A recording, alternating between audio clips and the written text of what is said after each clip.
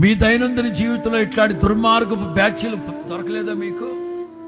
వాళ్ళతోనే సహజీవనం చేస్తున్నాం, మనం వాళ్ళతోనే జీవిస్తూ ఉన్నాం. నోటితో మాట్లాడుతూ నొసళ్ళతో వెక్కిలించేవాళ్ళు లేరా? వాళ్ళ నాలుక కింద పాముకున్నట్టు విషయం లేదా? మనం పడిపోవాలి పడిపోవాలి పడిపోవాలని ఉద్దేశపూర్వకంగా గోతులు తీసేవాళ్ళు లేరా? నీ వ్యక్తిగత జీవితం కోసం నీవు విజ్ఞాపనం చేస్తున్నావా?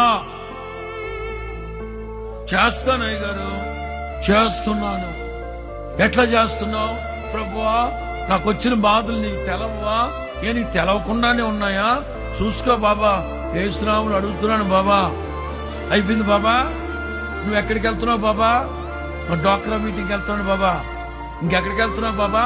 పొదుపు లక్ష్మి బాబా, నయ్యం ఆదిలక్ష్మి దగ్గరికి వెళ్ళి భజన చేయమని. అంటే దరిద్రం దానా, దరిద్రం పోడా. అంటే కొంప కొల్లేరు అయిపోయింది. వ్యక్తిగత జీవితం సర్వనాశనం అయిపోయి కంటి నిండా కునుకు లేకుండా, ఒంట్లో ఆరోగ్యం లేకుండా, నిలకడగా నిలబడకుండా, కుదురుగా కూర్చోకుండా సమస్యలు శత్రువులు తరుగుతా ఉంటే ప్రార్థన చేసుకుంటున్నావా? ఇంకా ప్రార్థన చేస్తున్నావా? విజ్ఞాపన రాదా నీకు? గుండెల్లో భారం లేదా? బాధ్యత లేదా? భయభక్తులు లేవా? సమస్యలు నెత్తి మీదకి వచ్చి ముంచేస్తున్నా గానీ ప్రార్థన లేకపోతే ఎట్లా? విజ్ఞాపనం లేకపోతే ఎట్లా?